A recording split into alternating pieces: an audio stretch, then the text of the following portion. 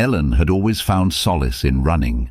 The rhythmic thud of her shoes against the dirt paths of Fernwood State Park offered a therapeutic break from her monotonous daily life.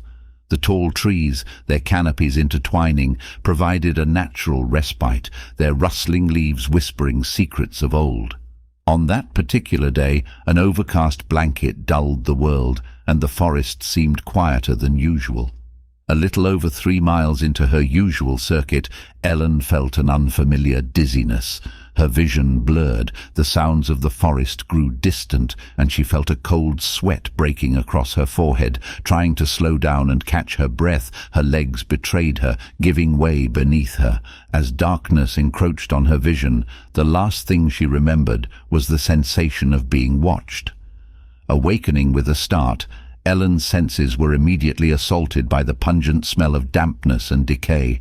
Groggily trying to make sense of her surroundings, she realized she was inside a decrepit cabin.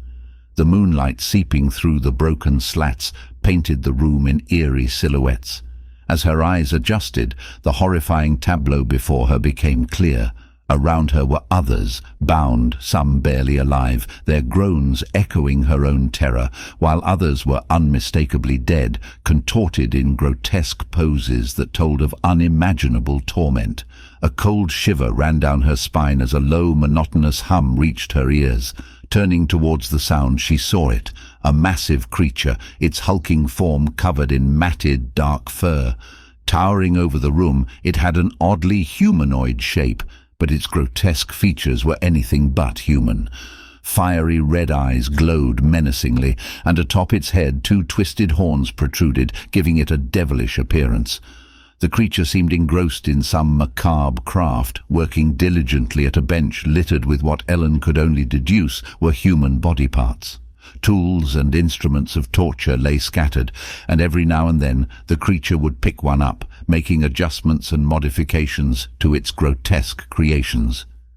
Desperately, Ellen tried to free herself without making a sound, her eyes darting around for an escape. The weight of her situation pressed down on her. She was trapped in this nightmarish cabin with a creature of unspeakable horror. She had to find a way out, and fast, before she became the next addition to its sinister collection. As the hulking creature rose, Ellen's instincts took over. She went limp, feigning death, praying that her shallow breaths wouldn't betray her.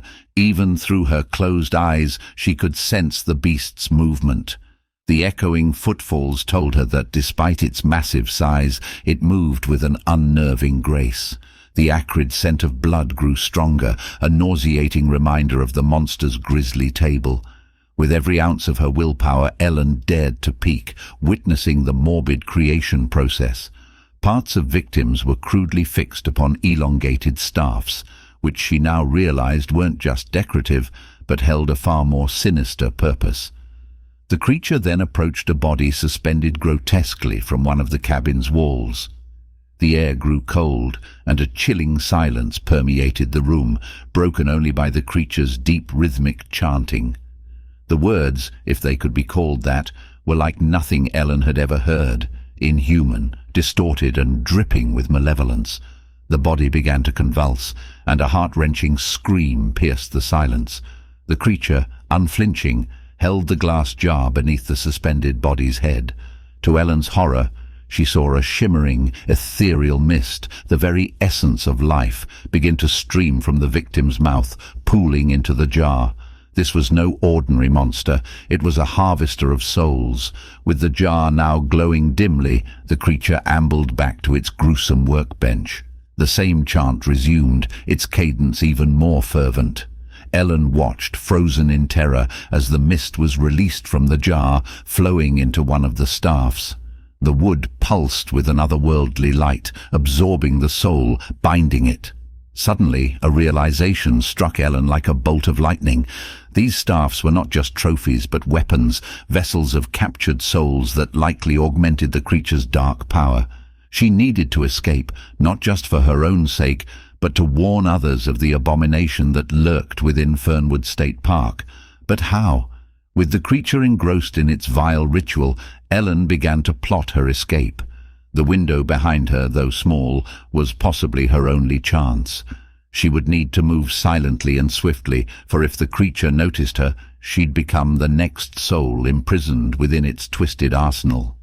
The sheer dread threatening to overtake Ellen was momentarily interrupted by the startlingly loud knock. The cabin's heavy wooden door creaked open, revealing a smaller yet eerily similar version of the beast. The diminutive creature's horns were less pronounced, its eyes not quite as fiery, but the familial resemblance was undeniable. A series of guttural growls and sharp hisses ensued, a vile conversation only they could understand. The staff, still pulsing with the trapped soul, seemed to be the center of their dispute. The smaller creature's gestures became more animated, pointing at the staff, then at Ellen, its desire evident. Just when Ellen believed her ruse was holding, the larger creature's gaze turned toward her, its eyes piercing the semi-darkness. Heart-pounding, she squinted, hoping beyond hope that she appeared lifeless enough. The two creatures approached her, their combined presence filling the room with an even greater sense of menace. The smaller creature reached out, its clawed hand brushing against Ellen's skin, causing her to stifle a gasp. It tugged at her hair, examining its texture and length. After a few tense moments that felt like hours, it seemed satisfied with its prize. With a final glare at the larger creature, it turned on its heel and left the cabin, the door slamming shut behind it. Ellen's thoughts raced. Why had the creature taken such an interest in her hair? What purpose could it serve? And, more pressingly, had her cover been blown? The remaining behemoth, seemingly lost in thought, returned to its workbench, affording Ellen a glimmer of hope. With the creature momentarily distracted and the lesser fiend gone, she might have the window of opportunity she desperately needed to escape this nightmare. The creature's departure was heralded by sounds Ellen would never forget, a cacophony of wailing, screams and anguish echoing from beyond the back door. It was as if the very gates of hell lay beyond. The door shut with a resounding slam, drowning out the chorus of torment and plunging the cabin back into its oppressive silence. A sudden movement caught Ellen's peripheral vision. A man, haggard and bloodied, crawled towards her. His face was a map of pain, but his eyes were those of someone who had long lost hope. "There's no escape," he rasped. "Even if you get out of this cabin, you won't find your way back. We're not where you think we are." Before Ellen could process his words or ask any questions, an unseen force yanked him away, his fingers scraping the wooden floor as he vanished into the darkness. Ellen felt a sinking feeling of despair. Were they trapped in some alternate dimension, a pocket of reality governed by these monstrous creatures? Bound and helpless, her thoughts were interrupted by the re-emergence of the creature, now armed with a collection of wicked-looking tools. Gleaming under the dim light, they hinted at an intent far more sinister than any she'd faced yet. The wooden table nearby, stained dark with countless encounters, was clear in its purpose. Effortlessly, the creature lifted Ellen, placing her onto the bloodied surface. Every instinct screamed for her to fight, to resist, but the bindings held firm. All she could do was stare into the creature's red eyes, trying to find any hint of mercy. As the creature began its grim work, a million thoughts raced through Ellen's mind. She thought of loved ones, happier times, and every choice that led her to this moment. If the man's words held truth, escape might be impossible. But Ellen wasn't one to give up without a fight. She needed a plan, and she needed it fast. Ellen braced herself, trying to detach her mind from the looming agony. The creature's tools moved with surgical precision, severing fingers and toes with a chilling efficiency. Each part was carefully taken to the table, where the monster meticulously crafted them into the staff. The pain was indescribable, waves of torment crashing over Ellen, but she held on to her consciousness, fighting to stay present. As the creature worked, the door creaked open to reveal the smaller creature once again. It watched intently, a greedy anticipation in its eyes. Clearly the staff being crafted was meant for it. Its gaze occasionally shifted to Ellen, each glance dripping with malevolence. With the staff now nearing completion, the larger creature turned its attention back to Ellen, its intention clear. She tried to muster some form of resistance, but her strength was fading. As before, it began the sinister chant. The same chilling process commenced. A glass jar materialized, ready to capture Ellen's very essence. She felt an indescribable pull, a sensation of her spirit being tugged from her body. As her life force began to drift towards the jar, images of her life flashed before her eyes, every moment, every memory, all culminating in this horrific fate. With the jar now glowing with Ellen's soul, the creature approached the newly crafted staff. The eerie light of trapped souls illuminated the cabin. The chant resumed, the words seemingly calling to the spirits contained within. Ellen's essence, now just a shimmering mist, was released from the jar and absorbed by the staff. As it settled, the staff pulsed brightly, its power evidently amplified by its new acquisition. The smaller creature approached, a wicked grin stretching across its face, and took the staff in its grasp. A sense of satisfaction washed over it, and with a nod to its larger counterpart, it retreated through the front door, leaving behind a cabin filled with echoes of anguish. Ellen's body, now empty of its vibrant spirit, lay still on the table, a tragic end to a life taken too soon, her soul forever trapped within the sinister staff of the creature's dark designs. The door to the cabin creaked open, revealing a vista that no mortal should ever witness. The skies were a sickly shade of red, dotted with clouds that looked like contorted faces screaming in agony. Rivers of molten lava flowed through the rugged terrain, casting a ghastly orange glow that reflected off the ashen ground. Monstrous creatures, deformed and grotesque, wandered aimlessly, their howls and cries echoing throughout the landscape.